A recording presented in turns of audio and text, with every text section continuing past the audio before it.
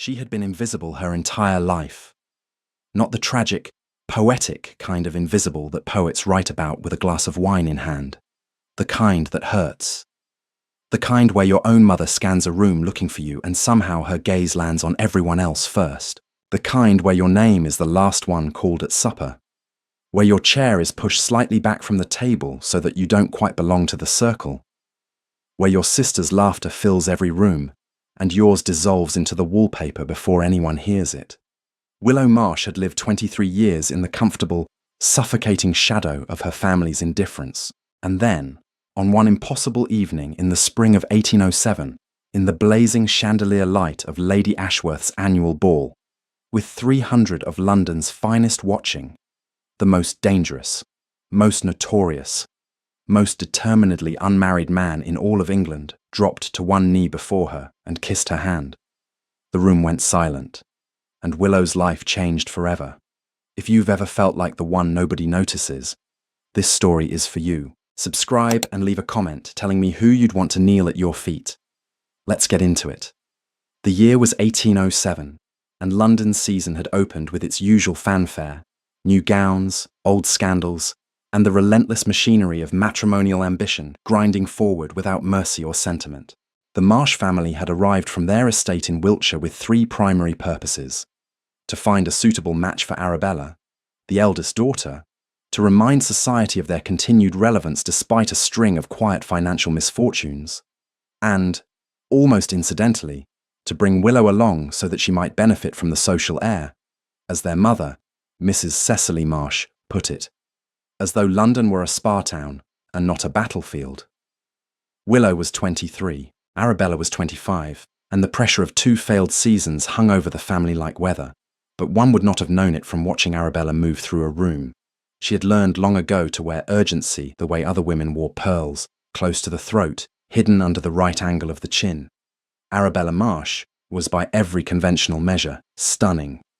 She had the kind of beauty that society catalogues with ease: fair-haired, bright-eyed, quick-smiling. She knew how to enter a room on a beat, hesitate at the threshold just long enough for heads to turn, then proceed with the precise confidence of a woman who has practiced in mirrors and never admitted it. She was charming in the way that can be weaponized, and she had, over 25 years, become very skilled at the weapon.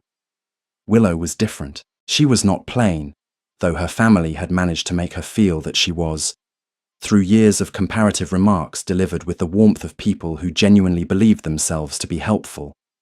Arabella has your mother's cheekbones. Of course. You have your father's steadiness. Steadiness. As though she were a table. As though the goal of a woman's face was furniture-like utility. In truth, Willow had a quality that resisted the easy language of the season. She was the kind of beautiful that required attention. Her features were not arranged for first impressions. They were arranged for the second look, and the third, for the person willing to stay in a conversation long enough to notice that her expressions moved like weather across a landscape, that her laugh arrived slowly and then all at once, that her eyes, when she was genuinely moved, said everything her mouth was too careful to speak. No one in her family had ever been that person, and so no one in her family had ever really seen her. She spent the first weeks of the season doing what she always did at social events, observing. She stood near walls, near windows, near doorways, liminal spaces, thresholds, places that belonged to the architecture rather than the party. She listened to conversations she was not included in and filed away the information with the quiet efficiency of someone who has had to understand people from a distance because being close was rarely offered. She read voraciously, which her mother considered a character flaw. She had opinions about poetry, which Arabella found bewildering and slightly threatening in the way that things we don't understand always are. She had a habit of going still in the middle of a crowded room, not from shyness exactly, but from something more like wonder, the sense that if she held her breath, she might catch the world being honest for just a moment. No one courted her. A few gentlemen had tried over the years. There had been Mr. Fenton in the autumn of 1805, kind, a little dull, with a modest property in Kent and excellent posture. They had taken 3 walks together before Arabella, who was bored and between admirers, had directed her full attention at him for the span of one dinner party. Mr. Fenton had written Willow a letter afterwards that was so apologetic it was almost worse than silence. There had been young Lord Caldwell the following year, who was genuinely interested until his mother met the Marsh family's finances.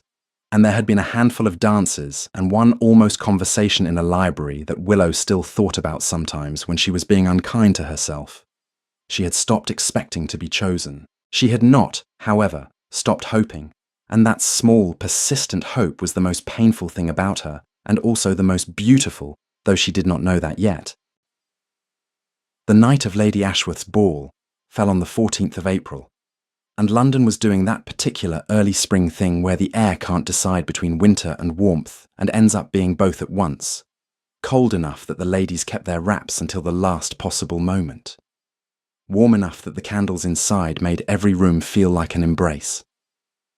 Lady Ashworth's house was one of those Mayfair institutions that existed as much as a stage as a home. The ceilings were absurdly high. The chandeliers were absurdly numerous. The guest list was assembled with the precision of a military campaign, and invitations were calibrated to convey exactly the right amount of social approval, coveted enough to be meaningful, broad enough that the room would be satisfyingly full. The Marsh family arrived at 9 in the evening, which was Mrs. Marsh had decided the optimal time, late enough to suggest they had other options, early enough that Arabella would have the full field of eligible men to survey before the dancing began. They moved through the receiving line with practiced ease. Mrs. Marsh ahead, working the room. Arabella beside her, a constellation unto herself. Willow behind, slightly, always slightly, in a dress that was perfectly acceptable, a pale gold that suited her colouring, though her mother had called it very sensible when she'd seen it, which was not a compliment. Willow didn't mind the dress. She thought the colour was like late afternoon light, and that had been enough. She found her way, within 20 minutes, to a position near the tall windows at the east side of the ballroom, where she could watch the dancers and hold a glass of lemonade and not be required to perform happiness she wasn't feeling. It was a good wall. She had learned to identify good walls the way a sailor reads weather. The evening unfolded in the usual ways. Music, introductions, the stiff architecture of social conversation where everyone says the expected thing and means something else entirely. Arabella collected admirers like she was being paid for it, laughing at the right moments, touching her fan to her chin, looking up through her lashes with a precision that Willow had watched her practice since childhood. And then he arrived. Alaric Pendergast, the Duke of Pendergast, was 30 years old in the spring of 1807, and had been, since his father's death in 1801, when he was just 24, the subject of more maternal scheming, more whispered ambition, and more elaborate social strategy than perhaps any man in England. He was a duke, he was young, he was, by all accounts that mattered to London society, eligible, even if he had made something of a sport of being anything but. His reputation was not precisely scandalous, it was more like a long, leisurely refusal. He attended the right events, wore the right clothes, moved through the right rooms. And then, when some mother with a daughter and a plan thought she had him cornered, he smiled with a pleasantness that contained no warmth whatsoever and extricated himself with the ease of a man who has had considerable practice. He had no interest in marriage, or so he said. He said it pleasantly, he said it consistently, he said it in the drawing rooms of half of London, and half of London chose not to believe him, because a duke must marry eventually, and optimism is the engine of the season. What people did not know about Alaric, what was not visible in the pleasantness of his refusals, or the easy confidence with which he navigated every room, was the thing underneath, the thing he kept under layers of charm and deliberate distance, under the libertine reputation he had half cultivated because it was easier than the truth. The truth was that Alaric had spent 6 years watching what marriage looked like from the inside of one that had curdled. His parents had been a society match, arranged with efficiency, executed with surface-level courtesy, and quietly devastating to observe. His father had been cold in the way that some men are cold, not cruel exactly, but absent in ways that carved more damage than cruelty sometimes did. His mother had endured, had been gracious, had done everything right, and had been lonelier than anyone around her seemed to notice or care about. He had noticed. He had been 12 when he first understood what he was seeing. He had been 24 when he buried his father and looked at his inheritance and felt, underneath the grief that was complicated and strange, a relief he did not know what to do with, followed immediately by the understanding that he had no model for what a different kind of life could look like. He did not want what his parents had had. He also did not know what he wanted instead. So he had spent 6 years enjoying himself in the ways that were available to a wealthy, titled, charming young man, and keeping everyone at exactly the distance required to prevent wanting anything more. It was working fine. Until the 14th of April, 1807. He had come to Lady Ashworth's ball because it was expected, and because Lord Hailey had promised him the card room would be well stocked, and because he had been to 4 events in the previous week and attending a 5th, made him feel like a participating member of civilized society rather than a man in open flight from it. He was standing near the card room entrance, engaged in a conversation about horses with 2 men whose names he would not remember by morning, when he heard it. Not loudly. That was the thing.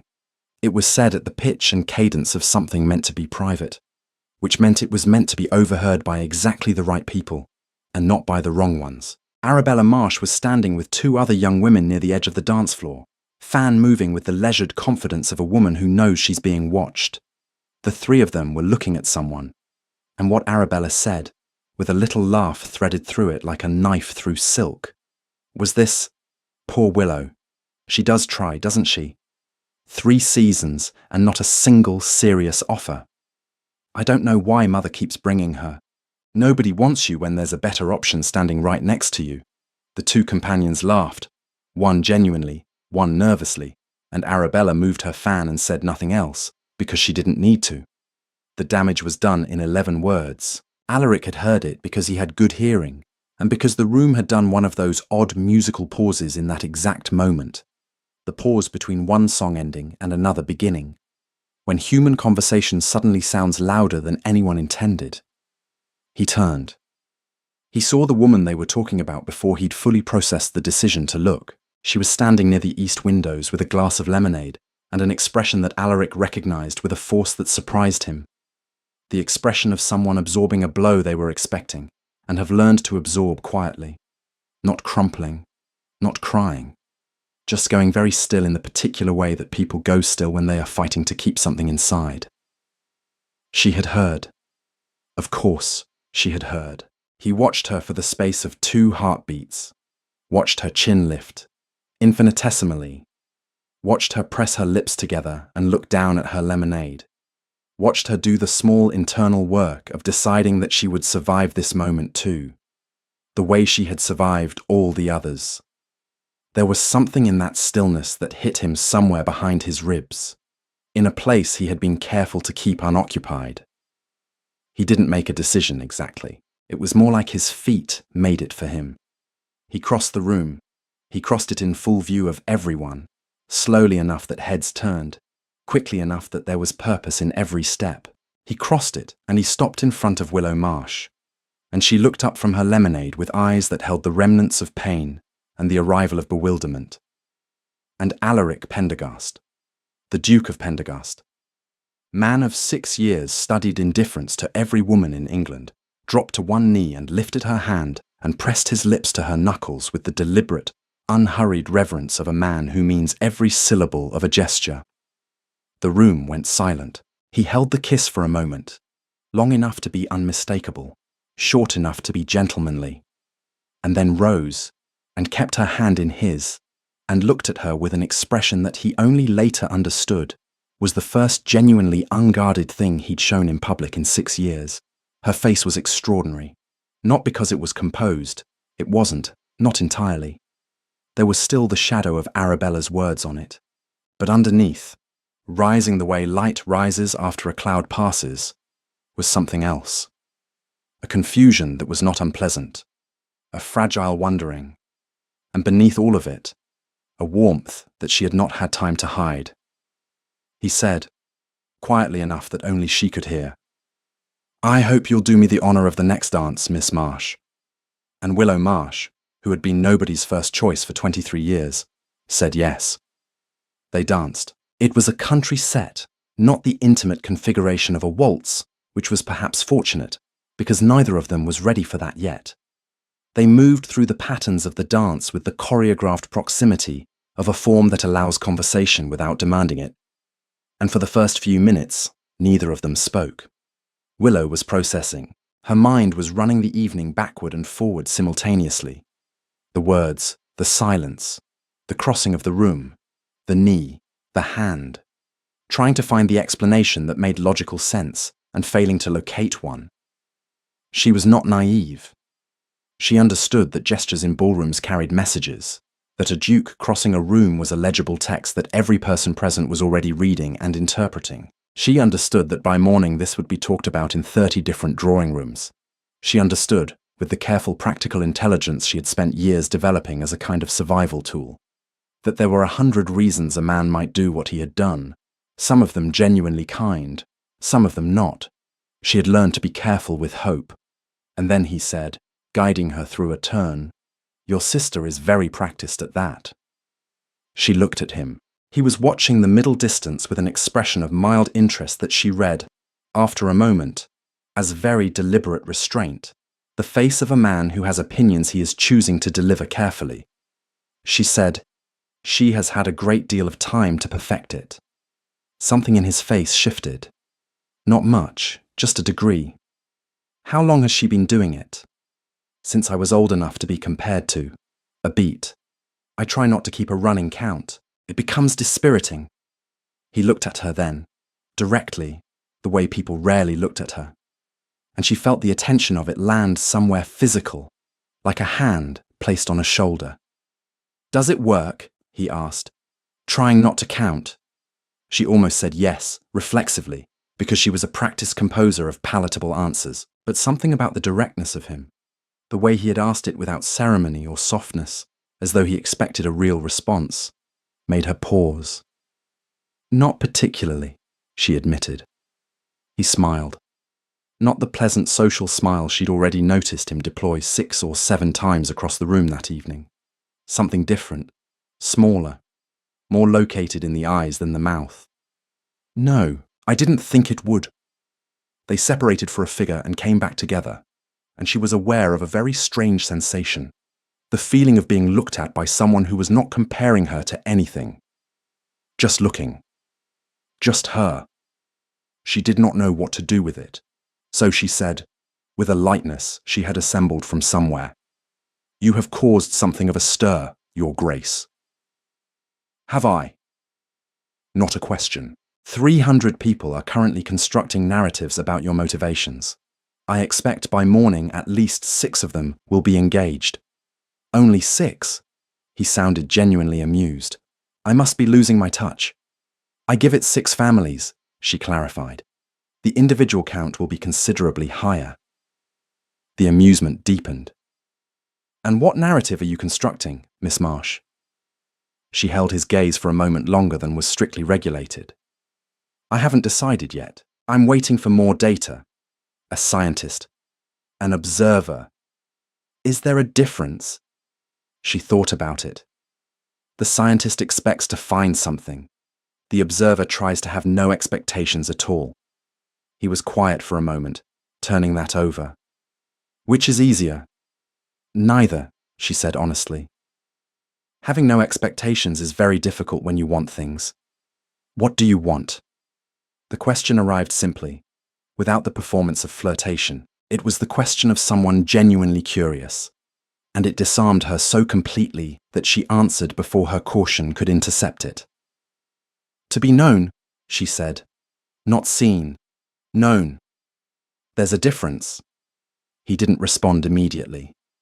She felt the pause as something weighted, something he was sitting with rather than rushing past. "Yes," he said finally. "There is." The dance ended. He returned her to the edge of the room with a correctness of manner that was somehow also warm.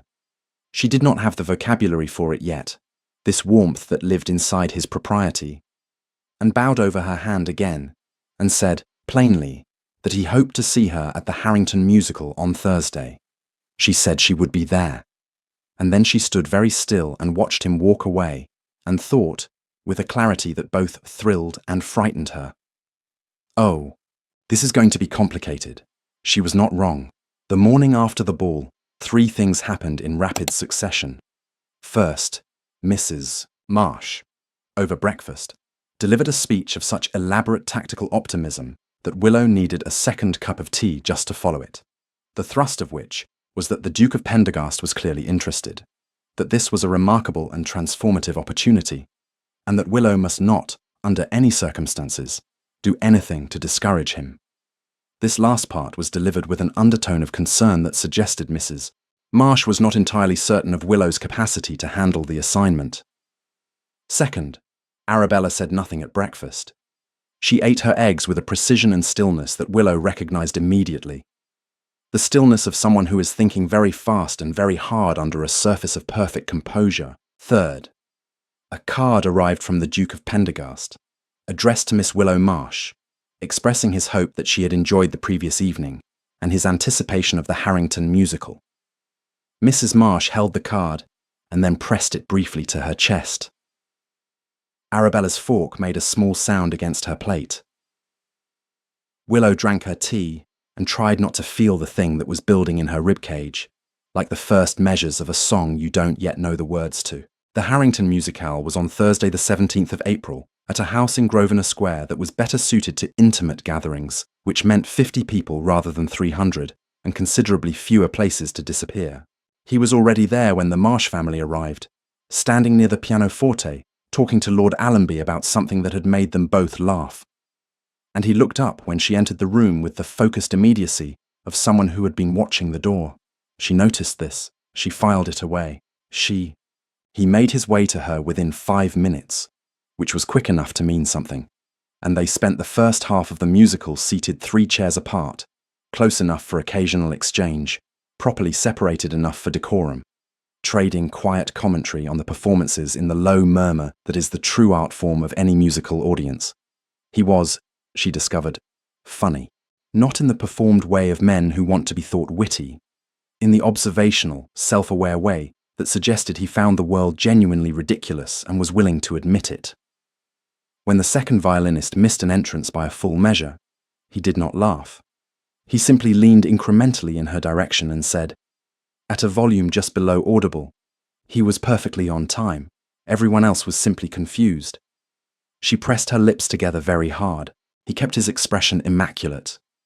During the interval, when people rose to collect refreshments and find new conversation partners, he appeared at her side and they walked to the window and stood in the particular configuration that signals private conversation without requiring any announcement of it. "You grew up in Wiltshire?" he asked. She said yes. Briarwood, their estate, near Marlborough. She had the habit, when asked about home, of keeping her answers contained. She had learned that most people asked the question as social maintenance and were not interested in the actual answer, but he followed up, specifically, asking about the landscape, about what she'd done with her time there, about whether she rode. She told him about the downs, the great open sweeps of chalk grassland, where the sky was 3 times the size of itself. With an involuntary animation she recognized, with some embarrassment, as the voice she used when she forgot to perform indifference. She told him about her horse, a grey mare named Solstice, who had been retired to pasture 2 years ago, and was, as far as Willow was concerned, the finest creature in Wiltshire. She told him about the book she'd been reading during the journey to London, a novel she'd ordered from a bookseller on the basis of a review she'd found in a 3-month-old magazine, which had turned out to be entirely worth the speculation. He listened. Not politely. Actually, she could tell the difference now. Polite listening has a quality of managed patience. Actual listening is quieter. It changes the texture of the silence between sentences. He had been born in London, he told her in exchange, but his family's principal seat was in Yorkshire, and he missed it in ways that he found difficult to explain to people who had never spent time in a landscape that felt, he paused, choosing the word, serious. She knew immediately what he meant by that. The downs had the same quality, a grandeur that was not decorative. that did not care whether you found it beautiful or not. They were interrupted, gently, inevitably, when Mrs. Marsh materialized with the timing of a woman who had been watching from 12 feet away for the last 20 minutes and had waited as long as her nerves permitted. She inserted herself into the conversation with a warmth so concentrated it was almost its own weather system.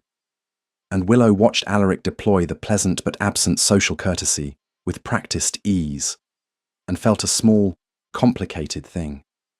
Not jealousy exactly, but a kind of longing for the uninterrupted version. For the conversation before the interruption, he caught her eye once, briefly, in the middle of her mother's monologue about the Wiltshire countryside. A glance of shared recognition that lasted half a second and said, without words, I know. I'm still here. They saw each other 4 more times in the following 2 weeks, at a dinner at Lord and Lady Fenwick's, where they were seated across the table from each other and conducted an entire secondary conversation through a careful exchange of expressions, while the primary conversation swirled around them. At an afternoon exhibition of watercolours at the house of a Lady Cromwell, where Alaric appeared without having mentioned he would be there, and found her in front of a small painting of a coast in winter that she had been standing before for 10 minutes, and stood beside her. And they discussed it in the low, earnest way that 2 people discuss a piece of art when they have stopped performing appreciation and started having it. At a picnic in Hyde Park, organised by Lady Cecily Vance, which was too public and too structured for the kind of conversation they had begun to have with each other, but where he found a way to walk beside her for half of it, and they talked about nothing in particular with the ease of people who have discovered that talking about nothing in particular is, sometimes, the most intimate thing. And at an evening card party at the Clarendon townhouse, where they did not speak much at all. He was occupied at whist, she at the periphery of a different table. But where she looked up at one point and found him looking at her across the room with an expression she could not fully decode, and something in her chest made a decision she hadn't been asked about. She was falling in love with him. She knew it the way you know the weather is changing before it changes. A shift in pressure, a quality in the air. She knew it as a fact before she was ready to let it be a fact, and she filed it away with the careful organization of someone who has been hurt enough times that they manage their own feelings the way you manage a fire. Keep it controlled, keep it contained, don't let it get ahead of you. She did not tell him. She did not tell anyone. She was not yet certain he wanted her to. Arabella had been watching. She had been watching since the ball, with an attention that she had learned, over years, to render invisible. She was very good at appearing not to care about the things she cared about most. It was a skill she had developed as self-protection and wielded as strategy. And she deployed it now with the quiet efficiency of someone running a campaign they cannot afford to lose. She wanted the Duke of Pendergast. She had wanted him since the autumn of 1805, when she had first seen him at Lady Melbourne's and understood, with the instantaneous calculation of a woman who had been trained from birth to read rooms and rank prospects, that he was the highest value target in the field. She had spent the better part of 2 years attempting to get within range of him, and he had been, not unkind, she would grant him that, but thoroughly, cheerfully, impenetrably uninterested, and now he was interested in Willow. This was not, to Arabella's mind, a possible reality. It was a temporary aberration, a gallant impulse that had gotten out of hand. Willow was her little sister, unremarkable, bookish, the kind of quiet that people mistook for depth. Men like Alaric Pendergast did not fall for women like Willow Marsh. They appreciated women who understood the game, women who could match them.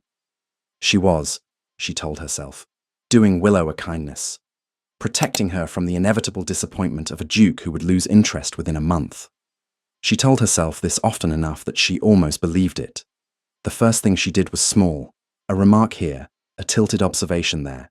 At the Fenwick dinner, when her mother expressed excitement about the Duke's attention to Willow, Arabella noted, gently, that he was known for brief enthusiasms. At the Clarendon card party, in conversation with Lady Harcourt, who was connected to approximately everyone, she mentioned, with concern in her voice, that she worried Willow had taken the season's early interest rather too seriously. She's always been a little naive about these things. I do hope no one allows her to make a fool of herself. Lady Harcourt mentioned it to her cousin. Her cousin mentioned it to her mother-in-law. Her mother-in-law had tea with Mrs. Aldermot, who had tea with half of Mayfair. The second thing Arabella did was more direct. She began to be wherever Alaric was. Not aggressively. She was too skilled for aggression. Softly, with the drift of someone who simply moves through the same spaces by coincidence. She laughed more brightly when he was nearby. She wore her best colours. She positioned herself in sight lines. And then, on the 28th of April, at the Viscount Ashby's evening assembly, she did the third thing. She arranged to be alone with him in the library.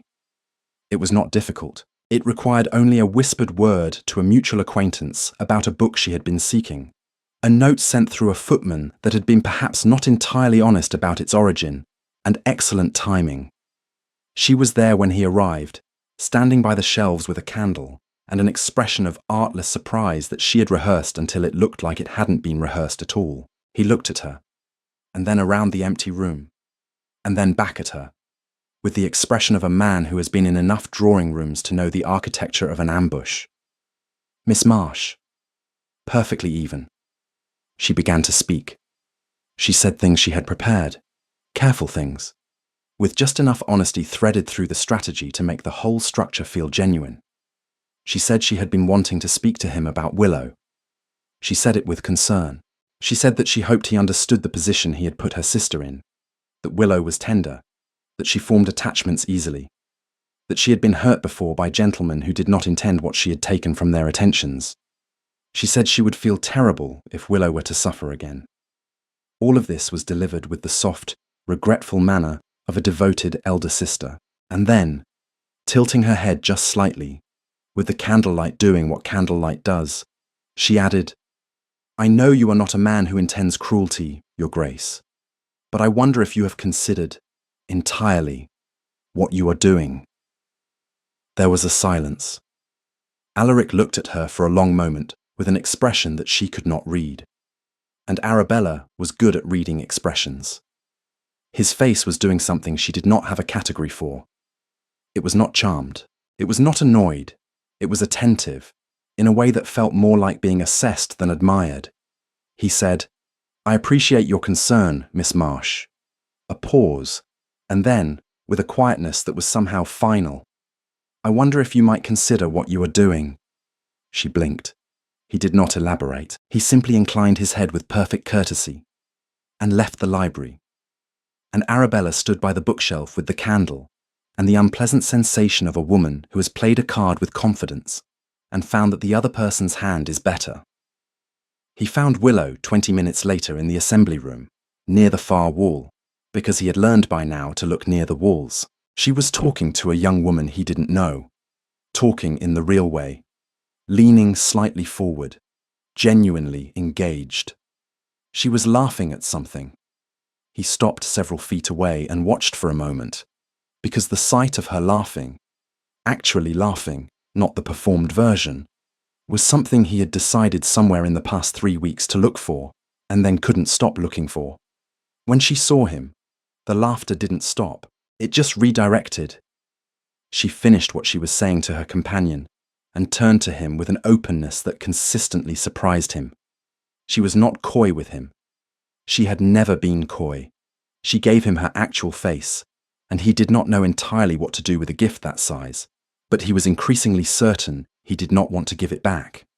He said, as they found their way to the edge of the room, "I should tell you something.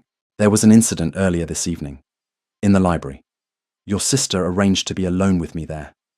He said it without drama, without the heightened cadence of a man delivering a scandal. He said it the way he had begun, in the past weeks, to tell her things, plainly, because she deserved the plain version. She expressed concern for you. It was very carefully constructed. I told her I appreciated her concern, and I asked her to consider what she was doing. A pause. "I didn't tell you at the time because I didn't want to put you in the middle of something that was still unresolved. I realize now that was the wrong call. You deserve to know. And I'm telling you now because I would rather be honest with you late than careful with you indefinitely." She looked at him for a moment. "She's afraid." Willow said. Of being irrelevant, of disappearing. It was not a defense, exactly. More like a translation. I know, he said quietly. That doesn't make what she did right. No, it doesn't. She was quiet a moment. Thank you for telling me, he said, as they settled into the familiar rhythm of their conversation. Tell me something true. She looked at him sideways. They had developed, over the past weeks, a small vocabulary of games, ways of getting to honest conversation through the side door when the front door felt too exposed. This was one of them. I think very good bread, she said, is one of the most underrated pleasures in the world, and I am suspicious of people who are indifferent to it. He did not smile. He said, True, something true about yourself. She was quiet for a moment. He waited. I am frightened, she said eventually, in a voice that was very steady, which was, he understood. Not the absence of fear, but the discipline of it, of wanting something I can't keep. I have wanted things before and lost them or been told I was wrong to want them, and I have gotten quite good at not wanting too visibly. But I think... She stopped. What do you think? I think I may be losing that particular skill. He turned to look at her fully then, and she looked back, and something passed between them that had been accumulating for 3 weeks and had reached a weight that neither of them could continue to pretend was light. Good, he said quietly, and she heard, underneath the single syllable, everything he had not yet said. The counterpart to her own admission. The equivalent confession from someone who had spent 6 years being very good at not wanting, and was beginning to be undone by her. May arrived, and with it the thicker social calendar of the mid-season, and the problem of Arabella escalated from background concern to active complication. Willow had noticed. She was an observer. She had always been an observer. And she noticed the pattern of her sister's positioning, the way certain whispers seemed to originate from a single source, the way women who had been perfectly cordial to her would sometimes hold back a degree, and she could feel, without being able to prove it, the hand behind the distance. She did not say anything. She was still, at her core, a woman who had been trained by years of family dynamics to absorb and endure and not create difficulty. She processed what she noticed privately, and kept her counsel, and watched. And then came Lady Pemberton's garden party on the 15th of May. The garden was extraordinary. The kind of space that London produces with specific intent, designed to feel like countryside dropped inside the city. There were roses that had been coaxed into early bloom by some horticultural ambition or greenhouse intervention, and long walks between hedged corridors that offered the illusion of privacy while being, in fact, visible from the terrace. Willow had gone down one of these walks alone, not from design, just from the habit of needing, occasionally, a few minutes without the weight of social performance, when she heard voices. Arabella and Lady Harcourt. They were on the other side of the hedge, not visible, their voices carrying with the particular clarity that stone and greenery sometimes produce. What she heard. Arabella, in the tone of gentle regret she had been deploying for weeks, telling Lady Harcourt that she had it on good authority that the Duke of Pendergast had been paying Willow attention primarily out of charity, that he had been embarrassed by the remark at the ball and felt a gentlemanly obligation to counteract it, and that anyone who expected his interest to progress beyond basic politeness was, unfortunately, reading more into the situation than was there. Willow stood on the other side of the hedge and breathed. She breathed through the first wave of it, which was hot and terrible and very old. The familiar pain of being seen as a charity case, as the recipient of pity, as someone whose value was so low that even kindness directed at her had to be reframed as obligation rather than genuine feeling. She breathed through the second wave, which was about Alaric, about the possibility that Arabella was right, that she had allowed herself to construct meaning from gestures that were only courtesy, that she had been, as Mr. Fenton's letter had suggested 2 years ago, too earnest, too sincere, had projected substance onto something thin. And then she breathed through the third wave, which was different from the other two, quieter and colder and more resolved. It was the wave that asked, with the precision of a woman who has spent years developing her observational intelligence. "Is this true?" And the answer that came back was, "I don't know. But I am going to find out, instead of simply believing the person who benefits most from my believing it." This was new. This was something Willow Marsh at 20 or 21, or even 22, would not have had ready access to. She had grown quietly and without fanfare, while everyone around her was looking at Arabella. She walked back to the party. Alaric found her by the roses and saw in her face that something had happened. He did not ask immediately. He stood beside her and let her set the pace, which was a thing she had come to rely on. His patience, the way he did not require her to perform fine when she wasn't. "I overheard my sister," she said, after a moment, a pause. "The library, I take it, was not the first attempt." She turned to look at him. "You knew." "I knew the library was not accidental." He said it without heat. "I did not know the full shape of it, but I recognized the intention." "And you didn't tell me." "I didn't want to create—" He stopped, and she watched him choose his words with unusual care. "I didn't want to make a battlefield of your family. It wasn't my place." She considered this.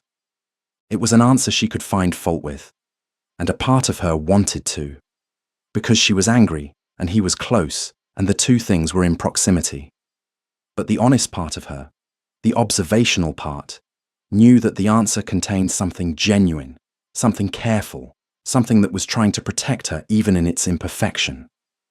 "She says you are doing this out of obligation," Willow said plainly, "that the ball was a charitable impulse and what's followed is courtesy." He looked at her for a long moment. She met it. "Is that what it feels like?" he asked. She thought about everything. The music hall, the watercolor exhibition, the conversations that had gone places conversations in drawing rooms were not supposed to go. His face when she laughed. His face when she had said, "I think I may be losing that particular skill."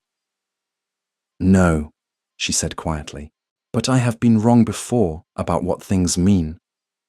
"As have I." He turned slightly toward her.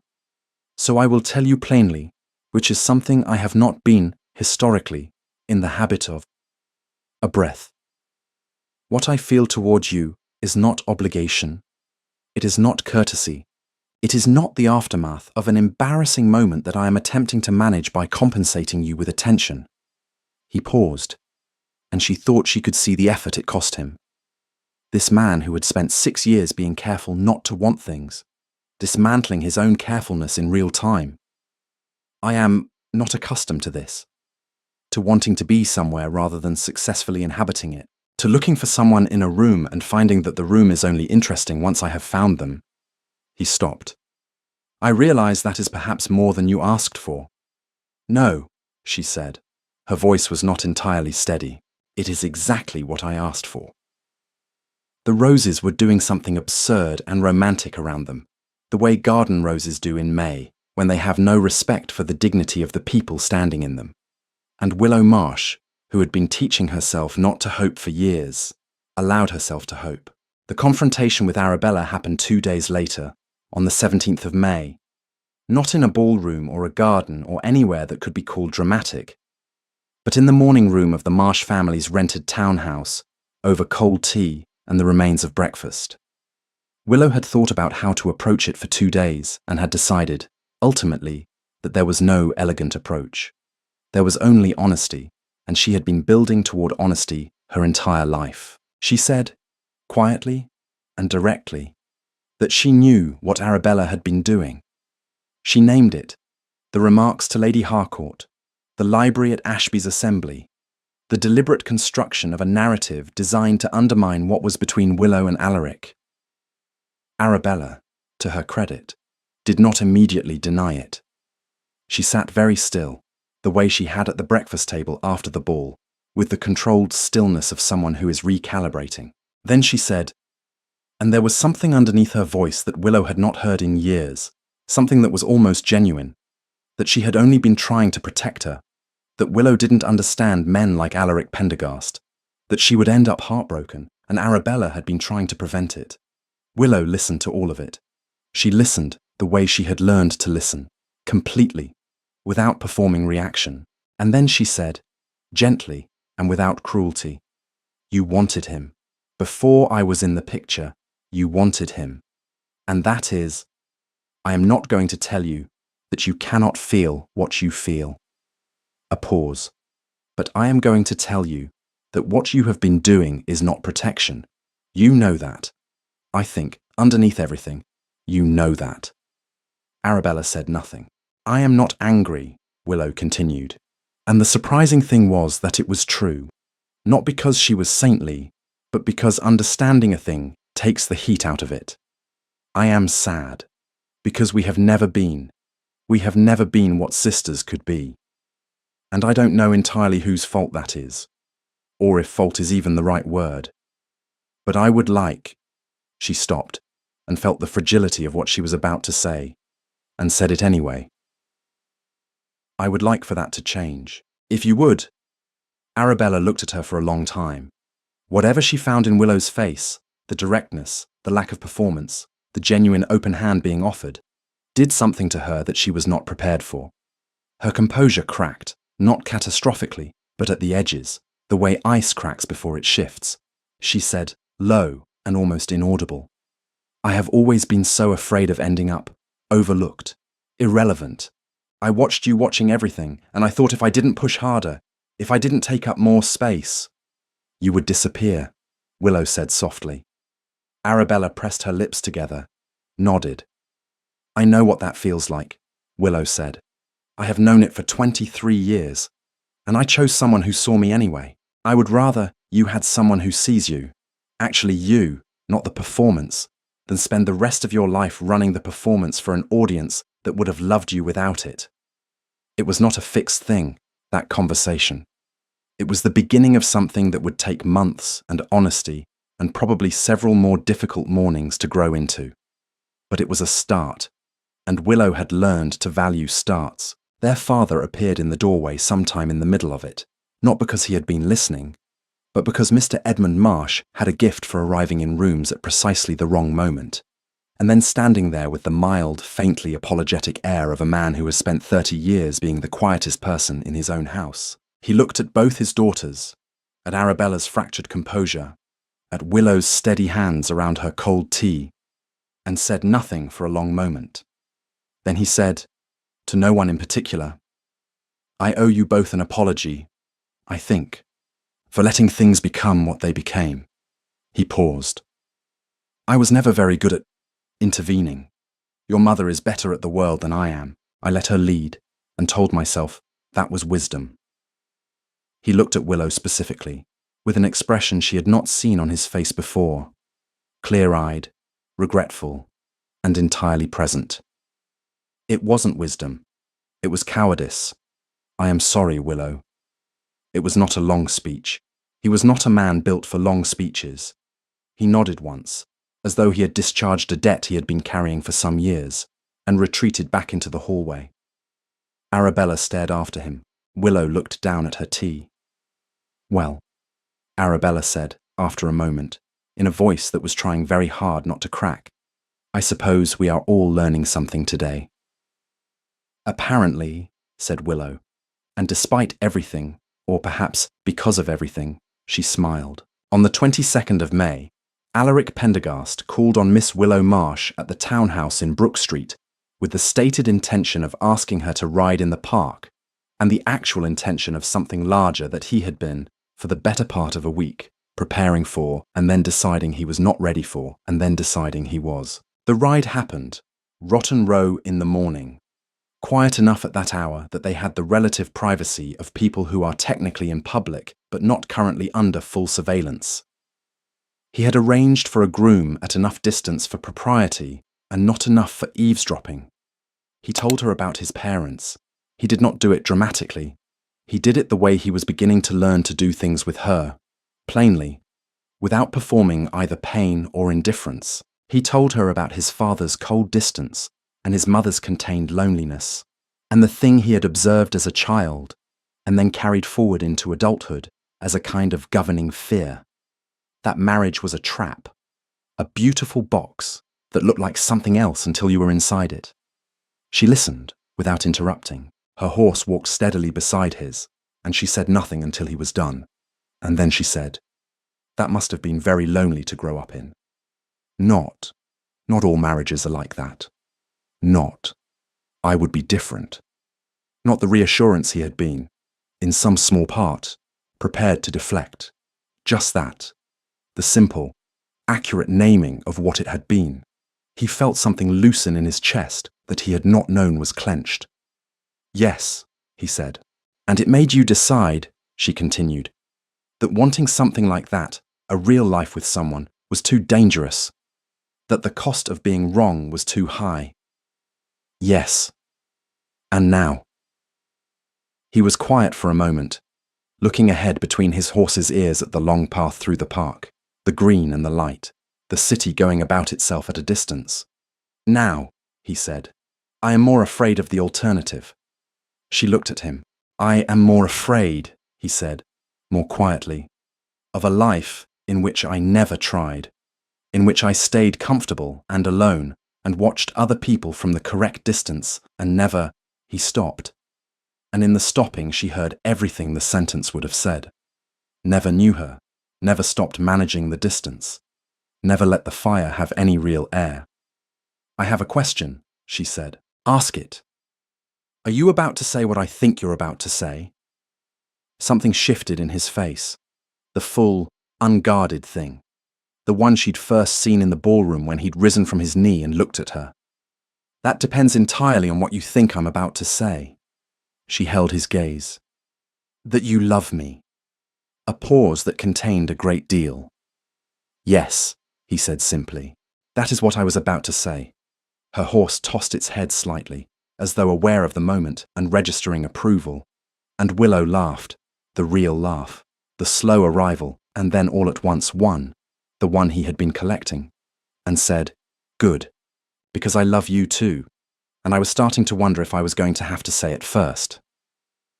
He proposed on the 29th of May, 1807, in the garden of Lord and Lady Fenwick's townhouse, during a dinner party that they had both been attending, and had both, separately and then in silent coordination, stepped away from. There was no elaborate preparation, no grand setting. He had considered grand settings and rejected them because he understood, by now, that Willow's primary language was not spectacle. Her language was honesty and simplicity, and the real thing over the performed thing, every time. He had a ring, his grandmother's, an oval sapphire surrounded by small diamonds, chosen because the grandmother had been the only person in his family's history who had clearly married for love and been happy about it. He had had it resized and brought it in his jacket pocket to 3 different events before finding the right moment. And the right moment turned out to be a garden in May with the sound of a dinner party drifting through the French doors and the smell of night-flowering jasmine that had been convinced by a warm spell to open early. He said what he felt. He did not dress it in the formality of a speech because he had realized, somewhere in the past months, that formal speeches are for people who are performing a feeling, and he was not performing. He said he had spent a long time keeping the world at exactly the right distance to prevent himself from wanting anything too much, and that she had dismantled that distance so thoroughly and so gently that he hadn't noticed it happening until he was standing fully in his own life for the first time in 6 years. And he wanted, with a clarity he had not thought himself capable of, to spend the rest of it with her. He said he knew it would not be simple, that he had a family history to make peace with and a reputation to correct and a way of being in the world that he was still, actively, learning to expand. He said he would not promise perfection. He said he would promise to keep talking to her, to keep asking what she wanted, to keep being the person who looked for her in rooms and found that the room was better once he had. He said, "I love you, marry me." Willow Marsh, who had spent 23 years invisible, looked at him for a long moment in the jasmine-scented dark and felt the whole accumulated weight of her life. The walls, the windows, the second cups of tea, the walking slightly behind, lift. She said yes. She said it plainly and completely, and without qualifying it, without the cautious hedging of a woman who has been careful with hope for too long. She said it like someone who has decided that the fire can have air. He put the ring on her finger. It fit as though it had been waiting. He kissed her then, finally, properly, with the unhurried intention of a man who has stopped running from things. And she kissed him back with the openness that was, and always had been, the most remarkable thing about her. The announcement appeared in the Morning Post on the 4th of June, 1807. London received it with the full theatrical astonishment of a city that had been expecting it for 3 weeks. Lady Harcourt called it inevitable. Lord Hailey, who had been watching the whole business from the card-room with considerable admiration, told anyone who would listen that he had seen it coming since April. Mrs. Marsh wept with a relief and happiness so combined that she could not separate them and did not try. Arabella attended the small celebratory dinner the family held the following week and sat across from Willow and said, without fanfare, that she was glad. It was not effusive. It was not replete with sisterly warmth. But it was true, and between the two of them, true had always been more valuable than warm. She returned to London the following season, the season of 1808, with something that had not been there before. A quietness underneath the performance, not less beautiful, not less composed, but somehow less armoured, as though she had decided, after a long consideration, to try a different strategy altogether. It was at a small dinner in February of that year that she was seated beside a Mr. Daniel Ashford, second son of an earl, no title to speak of, a man who had made his own modest fortune in a way that polite society found slightly unconventional, and Arabella found, to her own surprise, rather interesting. He talked to her about things she did not expect to be talked to about. He was not dazzled by her. He was curious about her, which was different, and which she did not quite know what to do with, and which she thought about for several days afterwards. It was a beginning. Whether it became more than that is another story, and one she was only just learning how to tell. Alaric, watching the two sisters across the dinner table, leaned close to Willow and said quietly, "This is the beginning, I think." She looked at him. Of what? He thought about it. Everything. All of it.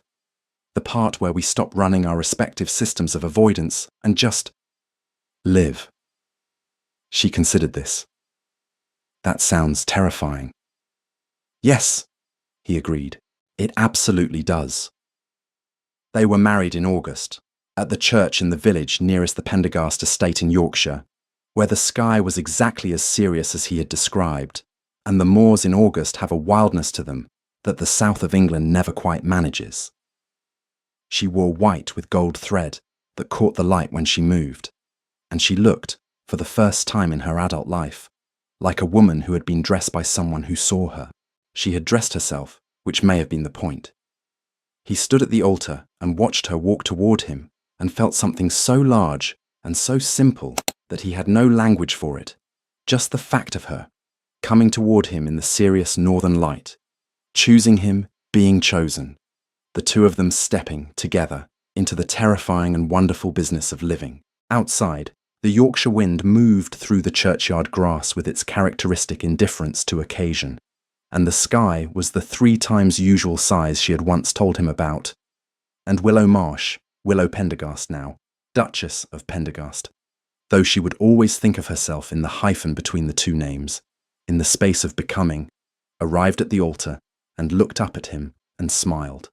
Not the careful smile, not the assembled from somewhere smile, the real one, slow to arrive, all at once.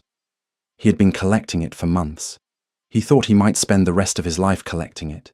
He thought, and this was the thing he would remember, years later, as the moment he understood what his life was going to be, that he could not imagine a better use of a life. She had been invisible her entire life. And then someone looked, and kept looking. And that, as it turns out, is all anyone ever needed. If this story moved you, subscribe for more. Drop a comment. Which moment hit you the hardest? The knee at the ball, or the proposal in the jasmine garden?